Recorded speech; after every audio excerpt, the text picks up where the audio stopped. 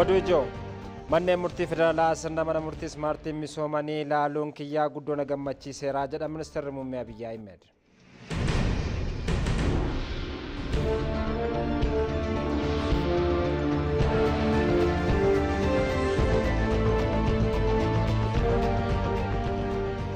Nageenya imala dijitaalaa biyyattii eegsisuun dhimma filannoo hin qabnedha jedhameen.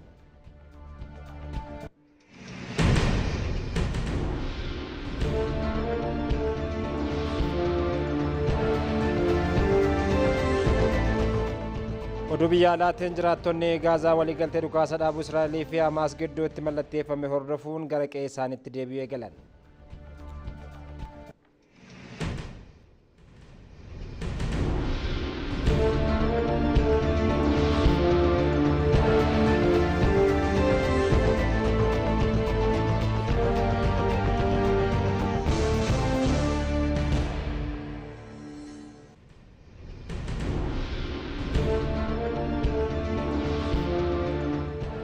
Arkafuni akkam jirtu kabajamtoota daawwattoota keenya ITV Afaan Oromoo irraa oduu sa'aatii kanaaf qabanne isinitti hima mangistuu akkumaatti amma gara oduu bal'inaan qabanne ittiin darbam.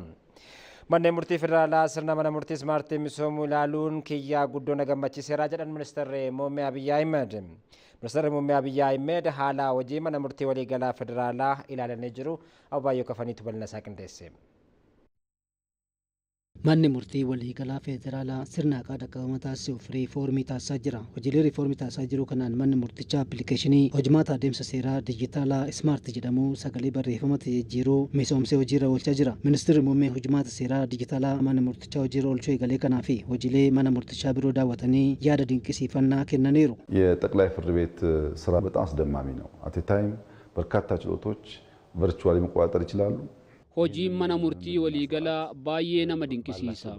Aluma tokkoon dhaddachoota hedduu karaa toora maarsariitii hordofuu danda'u. Dameelee isaanii marattis babal'isanii naannoleenis adeemsa wal fakkaataa akka hordofan taasisaa jiru. Pirezidaantiin mana murtii waliigalaa federaalaa Teediroos Mihiratuu galateeffamuu qabu. Gaafa hojii eegalan wanti irratti dubbanne tokko isa kana ture.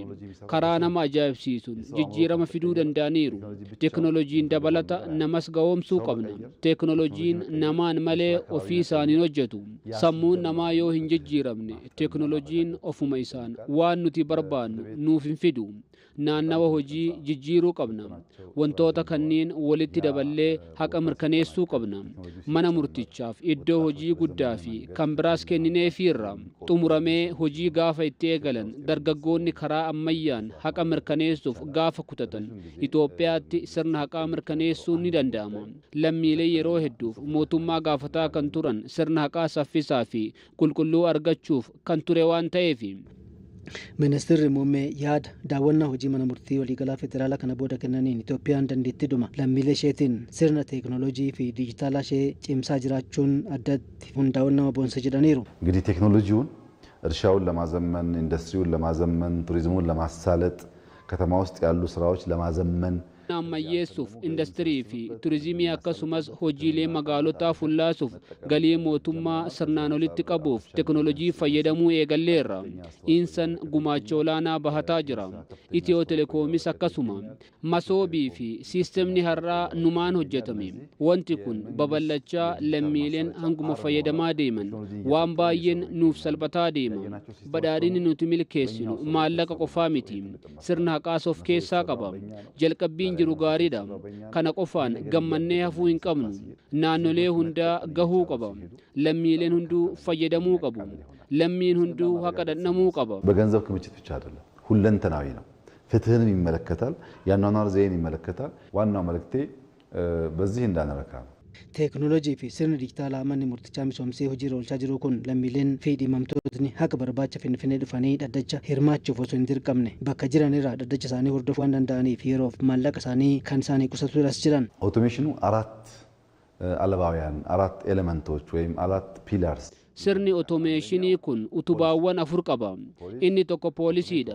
Poolisiin sirnuma kana fayyadamee shakkamaa qorachuu qaba. ragaa sirrii abbaa alangaaf dhiyeessuu qaba. Abbaan alangaas teeknooloojii fayyadamee haqa namaaf dhaabbachuu qaba. Utubaan afraffaan mana murtiiti. Manni murtii akkuma reef argitan nama Gaambeellaa fi Jijjigaarraa dhaddacha jibbaata isaa hordofuu akka danda'u taasisuu danda'uun waan baay'ee nama gammachiisudha. Namni dhaddacha jibbaataa hordofuuf jecha Gaambeellaa fi iddoo fagoo biraarraa dhufee yeroo isaa fi maallaqa isaa gubee kan fira qabu fira bira bubbulee hordofa. Amma garuu manuma isaa taa'ee dhaddacha isaa akka hordofu gochuu jechuun waan maallaqa qofaan hin ibsamneedha. ቤተሰብ ፈልገው ዘመድ ጋር ተቀምጠው ወር ሁለት ወር ቆይተው ነው ፍትህን የሚያገኙት። አሁን ሳይመጡ ካሉበት ቦታ ሆነው ጉዳያቸውን ማስደመጥና ፍትህን መፈለግ መቻላቸው ከገንዘብ ከጊዜ አንፃር በጣም የማይለካ ጠቀሜታ ነው የሚያስገኘው። ሆጂሌ ሚሶማ ጋመራኔ ገለመኒን ብራን ኢትዮጵያን ገመልካውቲ ሁንዱ ወላቱም ስኑስ ዳመኔሩ አፈያይኔ መነመሬ በከቦቶ መታት ሀገሳ ጫፎ ተጃጅላ መነሙርቲ ሲያታ ታሱፊ ቴክኖሎጂን ደግረሙን ኩተኖን ኦጀተማ ጅራ ጅረን ሰገንታ ጀልቀብሲሳ ዳደቻ በራ ባጀታ ኩመለማፍ ኩሰዴቲ መነሙርቲ ወሊገላ ፌደራላቲ ገገፈመ ጅራም ሰገንታ ቸረች ከነርገመና አፈያይ መነመሬ በከቦቶ መታት ሀገሳ ጫፎ ቃሙሌን ሴራ ኢክቱ ሆጂሌ ኢሳኒ ወለቡማ ፊ ብልሱማን አከ ሆጀተኒ ፊ ሆጀተማ ጅራ ጅረን መንግስት ሶስት አካላት አሉት። ከሶስቱ አካላት አንደኛው ደግሞ የዳኝነት አካል ህግ ተርጓሚው ሞቱማን ቃሙሌ ሰዲ ቀባ ካነን ኬሳ ቶኮ ቃመ ሴራ ይቁዳ ከናፍ ሞቱማን ቃምነ ሴራ ከራብልሰ ተኤን ሆጂሳ ከራወቱ ፊ ጥየፈኖ ጉዳ ከኔ ሆጀቻ ጅራም መሪ ፊ ሰገንታወን አርገነረትሲ ቃምነ ሴራ ከራብልሳ ፊ ዲባ ቶኮ መሌ ሆጂሳ ኢፍቶሚናን አከራወቱ ፊ ኢፍቶሚን ዮጅራቴ ኡመታፍ ሙርቴሳ ዋንቴ ፊ አከ ሆጀቱ ታሱረቲ ሆጀቻ ጅራም hojiin gama kanaatiin hojjetamaa jiru milkaa'aa akka ta'uufis hojimaanni haaraan bocamee gara hojiitti galameera. እንደዚሁ ደግሞ ዋናው ዓላማ ደግሞ ፍትህን ታማኝነት ያለው ለህዝቡ ስለሆነ ያን ማድረግ የሚያስችል ስራ ለመስራት መጠነ ሰፊ ስራዎች እየሰራን በጋራ እንገኛለን። ፎየኢንሲ ሆጅማታ ሴራ ቡራሌ ሚሶማ ሄዶ ሆጂ ሚጀታ ኡሙፍ ደንዴሰን በበሊሱኒ ተጃጅሎታ ቴክኖሎጂን ደገሩ ፊ ሆጂሌኔ ጋላማኒሲ ጭመኒ ከንትፋን አከቴሲ ሂመኒ ጅሩ አገልግሎቶቹ በቴክኖሎጂ የተደገፉ እንዲሆኑ የታገዙ እንዲሆኑ የዘመኑ እንዲሆኑ አስፈላጊውን kenniinsa tajaajila seeraa karaa teknooloojii fi ammayyaawaa ta'een akka raawwatamu gochuuf mootummaan baajata guddaa ramadee hojjechaa jira. Gama humna namaatiinis hojiin guddaan hojjetamaa jira. Mootummaan jijjiiramoota gama kanaan eegalaman cimee akka itti fufuu fi kan hojjetu ta'uu ibsuun barbaada. Naannoo hojii gama mijataa taasisuun hojiin milkaa'ina qabu akka hojjetamu taasisuu irrattis akkuma argaa jirtan xiyyeeffannoodhaan hojjetamaa jira. Fuuldurattis hojiin gama teknooloojii fi humna namaan akkasumas rakkoowwan naannoo manneen murtiitti argaman furuu irratti mootummaan xiyyeeffannoon kan hojjetu ta'a. saganticha irrattis pirezidaantii mana murtii waliigalaa federaalaa Teediroos Miratuu dabalatee qaamoleen mootummaa olaanoon argamuun ibsamee jira. Gara oduutti nuti yeroo dabarrummoo nageenya imala dijitaalaa keenya eegsisuudhaaf dhimmi falmaata hin qabnedha jedhan itti gaafatamtuun waajjira ministeera muummee fi ministeera dhimmoota kaabinee aadde Lamtsaay Phaawulos. Bulchiinsa nageenya odeeffannoo kan qophaa'ee baatii nageenya saayibarii biyyaalessaa ja'affaa mata duree nageenya saayibarii bu'uura dijitaalaa Itoophiyaatiif jedhuun eegalamee jira. Odeeffannoo Jamiilaa Jamaal qopheessite Ababaayoo Kafanii akka ta'anitti qindeesseera. saganticha irratti itti gaafatamtuun waajjira ministeera muummee fi ministeera dhimmoota kaabinee Lamtsaay Phaawulos erga dabarsaniin hojiiwwan misoomaa hojjetaman itti fufsiisuuf dhimma nageenya saayibariif xiyyeeffannoo kennuun barbaachisaa ta'uu ibsan.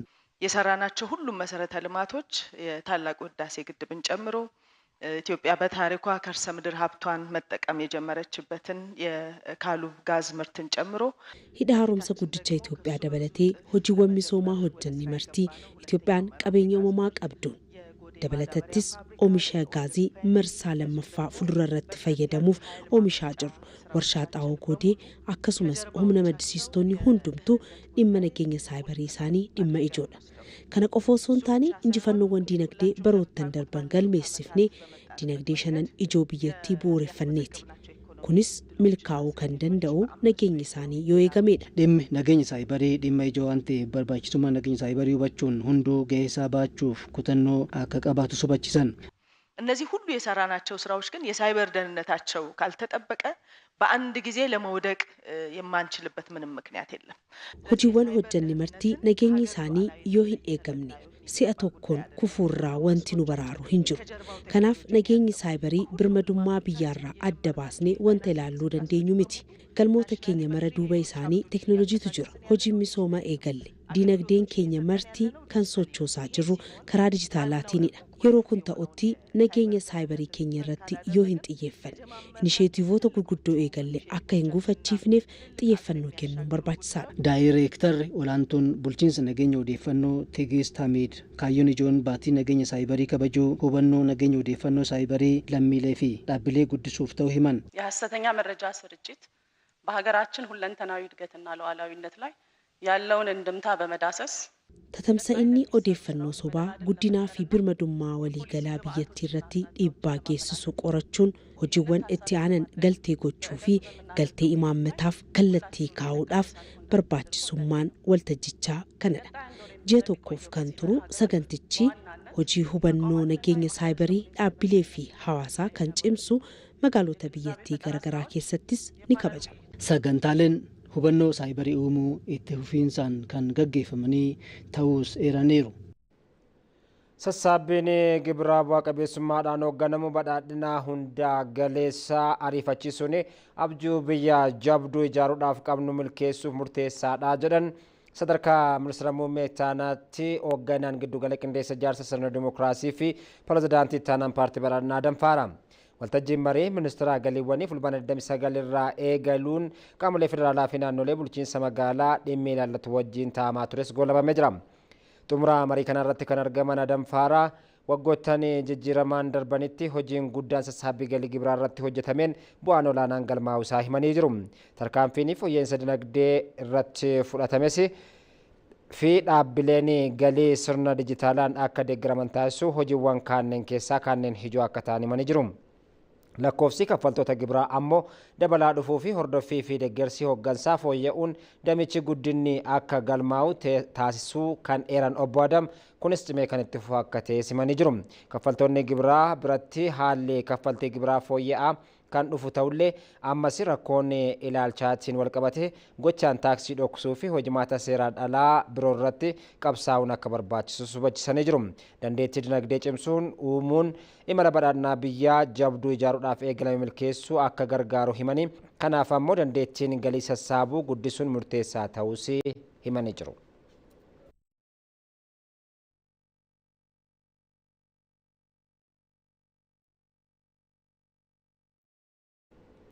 Guyyaan alaabaa biyyaalessaa wiixata iftaanii onkololeessa 3 bara 2018 kan kabajamu ta'uun himame. Alaabaan meeshaa birmadummaa mootummaa fi uummataa aangoo siyaasaa bilisummaa guddinaa fi walitti hidhamiinsa uummataa calaqqisiisudha. Guyyaan kun mata duree alaabaan keenya bara ol ka'iinsa Itoophiyaa tokkummaa biyyaalessaa birmadummaa keenyaa fi haaromsa Itoophiyaaf jedhuun kan kabajamu akka teessifamee jira. Kabaja alaabaa eeganii dhaloota dhufuudhaaf dabarsuu fi tokkummaa birmadummaa fi daangaa biyyaatti hofsisuun obbolummaa biyyoolessummaa cimsuun guddina biyyaa mirkaneessuu keessatti dhaloonni ammaa gahee olaanaa akka qabu simamee jira. Guyyaan alaabaa kabajamuu erga eegalee kan baranaa dabalatee waggoottan 18 lakkoofsisuun ibsamee jira. Guyyaan alaabaa bara kanaas sadarkaa federaalaa fi naannolee fi bulchiinsa magaalotaatti marii dhimmoota wal qabatuun dabalamee hooggantoota mana marii bakka bu'oota uummataatiin kan kabajamu ta'uunis ibsamee jira.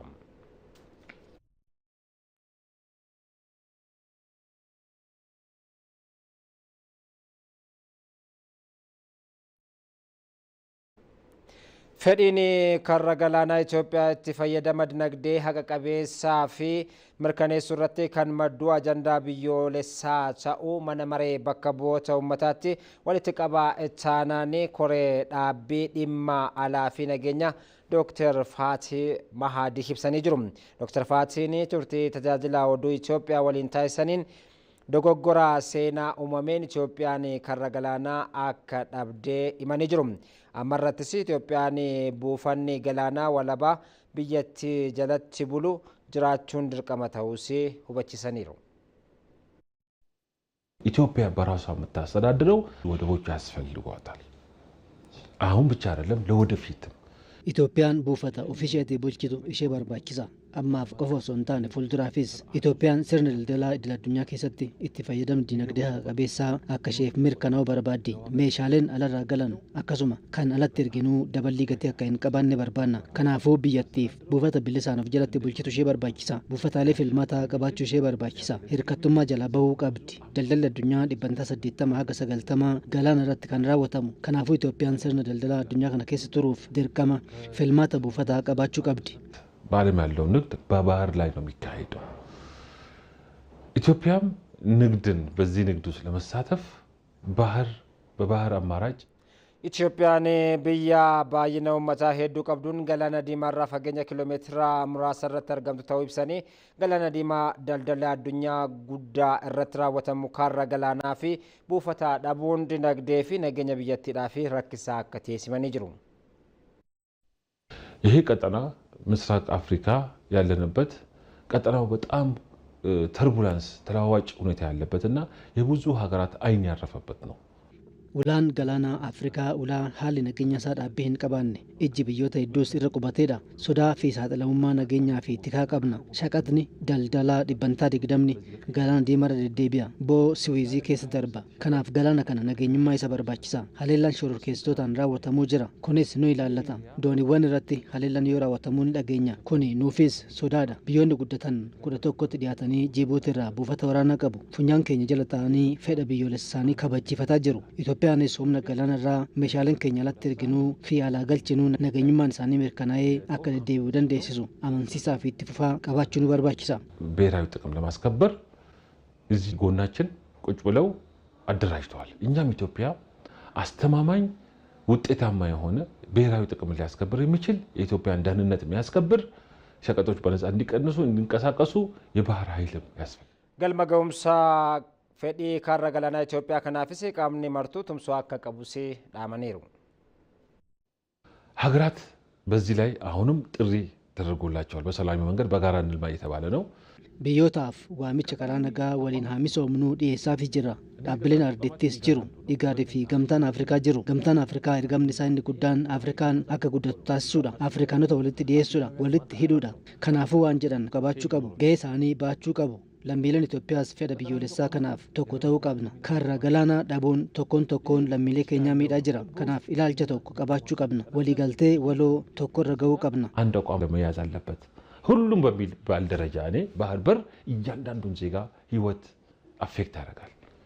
አንድ አመለካከትና ወደ አንድ የጋራ መግባባት መምጣት አለበት። Hojiileen misoomaa bu'a qabeessi baay'achuun Itoophiyaa dhugoomsuun damee qonnaatiin raawwatamaa jiraachuu ministeerri qonnaa Addisuu Araggaa ibsanii jiru. Ministeerri qonnaa Addisuu Araggaa dabalatee hooggantoonni olaanoon damee qonnaa ooyiruu boqqolloo naannoo giddu galeessa Itoophiyaa aanaa addaa qabeenaatti kilaasteraa misoomaa jiru daawwatanii jiru. Deetaan ministeera qonnaa Dr. Mallasaa Mokonnon, Daayirektarri olaanaan Instituutii Transformeeshinii qonna Itoophiyaa Dr. Mandaafiroo Nugusee, hooggantoonni biroos qonna naannoo giddu galeessa Itoophiyaa Usmaan Sururii fi hooggantoonni olaanoon biroos daawwannaa kanarratti argamuun isaanii ibsamee jira. Ministeerri qonnaa Addisuu Araggaa hojiilee Itoophiyaan birmadummaa nyaataa mirkaneessuudhaaf eegalte bu'aa qabatamaa argisiisaa jiru jedhanii jiru.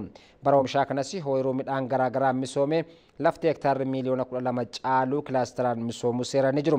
Hojiileen bu'aa qabeessi damee qonnaan hojjetamaa jiran bayyaanachuu Itoophiyaa kan dhugoomsan ta'us ministeerichi ibsanii jiru.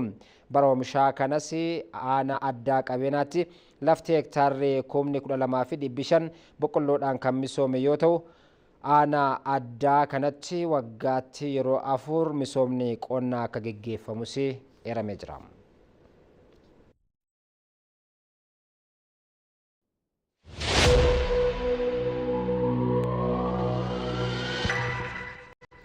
Kabajamtoota daawwattoota keenya ITV Afaan Oromoo irraa oduu isinii darbaa jiru kan daawwachaa jirtanii gara oduu maddeen alaatii argannetti dabarra. Israa'elii fi Hamaas walii galtee dhukaasaa dhaabuu abbaa qabxii 20 dhiyeenya Doonaald Tiraamp dhiyeessan irratti walii galuu hordofee lammiileen Gaazaa qe'ee isaaniitti kaaba waggaa 2 duraa irraa buqqaanitti deebi'uu eegalanii jiru. Qe'ee fi manni irraa buqqaan garmalee barbadaa'uun waraanichi dhaabbachuu akka isaan gammachiise ibsanii nageenyi itti fufaan akka isaaniif uumamuuf gaafatanii jiru. Gabaasa AFP Abubaa Qofaniitu qindeesse.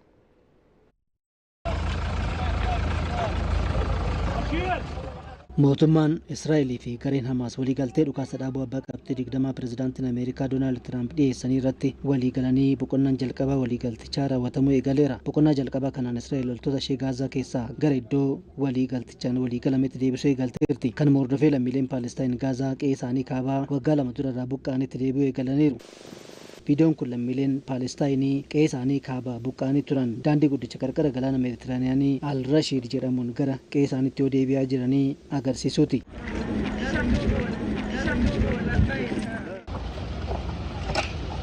Waraana Israa'el Hamaasii turtii waggaa 2 oliif deemaa tureen keessattuu magaalaa guddittii Gaazaatti gamoon fiixeen hin barbadaa'in hin jiru. Lammiilee Paalestaayinii magaalaa guddittii Gaazaatti deebi'aa jiranii keessaa kanneen dursanii qe'ee isaanii ga'an manni ollaa isaanii diigamee arganiiru. Ta'us yaada kennaniin hundaa ol nuti nageenya dheebonne nageenya itti fufaan haa uumamu malee rakkannus beelofnus jireenya idilee keenya duriitti deebi'uu barbaanna jechuun barbaachisummaa nageenyatti kan ibsan.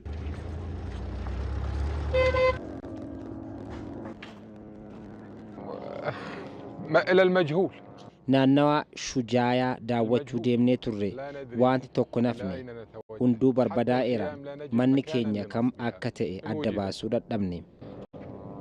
مش عارف ساكنين فيها الأولانية انضربت والثانية انضربت. bakka iddoo isaa adda baasnee hin beekne deemaa jirra. Eessa akka deemnuyyuu hin beeknu. Bakka hundatuu barbadaa'e. As jiraannayyuu darbii tokkoffaan barbadaa'eera. Darbiin lammaffaanis haa ta'u wanti nuti barbaannu nageenya qofa. Kuuppooni deeggarsaa hin barbaannu. Dhiigni dhangala'uun baga dhaabbate. Waraanichaan ilmaan koo dhabeera. Duuti dhaabbachuu qofti gammachuu guddaadha. Waraana Israa'el Hamaasii waggaa 2 oliif deemaa ture kanaan manneen jireenyaan dabalatatti wiirtuleen tajaajila hawaasaa kanneen akka hospitaalaa fi buufataalee fayyaa hedduus diigamaniiru. Gabaasni AFP kun akka agarsiisutti viidiyoon itti aanu kan hospitaala beekamaa magaalaa Gaazaatti argamu tajaajila yaala fayyaa daa'immanii fi tajaajila yaala fayyaa kaansarii kennuu hospitaala Al-Raantisiiti. Gamoon hospitaalichaa fi sireewwan fi meeshaaleen hospitaalichaa guutummaatti barbadaaniiru. Nageenyi bu'ee waraanichi buqqaatinii fi dhumaatiin dhugumaan nurraa dhaabataayin ammas sodaa lammiilee Paalestaayinii qe'ee isaaniitti deebi'aniiti. Amiir Maduun kanneen dursanii magaalaa Gaazaa dhaqqabanii keessaayi. Magaalaa guddittii Gaazaa maatii isaa waliin erga dhaqqabanii boodas misaa'ila dhokkaafameen obboleessa isaa dhabeera. Miira gaddaa isatti dhaga'ame wayita ibsu gidiraanii fi duuti har'aa kun isa dhumaa ta'innaa'idha kan jedhan. ابن عمي بقول لك بس بدنا حدا يحمل معانا بدنا حدا. من وين مطلعينه؟ Eessuma kooti kaleessa gara Sheek Raadwaa osoo deebi'aa jirru dirooniin rukutamnee mana keessa dhokannee gaafa baanu meetira 2 osoo hin malin misaa'illi adda isaa keessa rukkutee du'e. Waliigalteen dhukaasa dhaabuu abbaa qabxii 20 pirezidaant Doonaald Tiraamp dhiyeessanii mootummaan Israa'elii fi gareen Hamaas irratti waliigalanii kun waraanicha guutummaatti dhaabsisuu danda'a abdiin jedhu jiraatus waliigaltichi reefu boqonnaan jalqabaa isaa raawwatamaa jira. Egaan kabajamtoota daawwattoota keenyaa oduu yeroo kana qabannee soongoo nabiin dura hangafoota isaanii irra deebi'uun si yaadachiisna.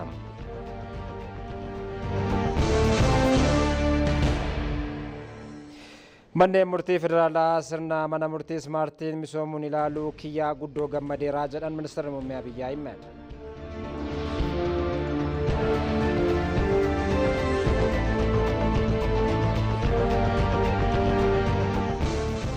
Nageenyi imala dijitaalaa biyyattii eegsisuun dhimma filannoo hin qabnedha jedhame.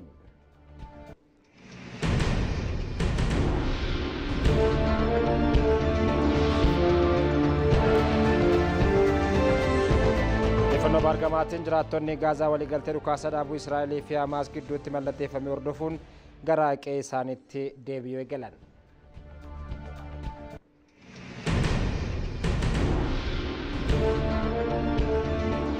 Kunneen hangafoota oduu keenyaa turan kabajamtoota daawwattoota keenyaa oduun galgala kanaaf qabanne kanuma gammaatti simbiraan qaqqabsiisnee qophiileen keenyaaf itti fufu yeroo gaarii qabaadhaa.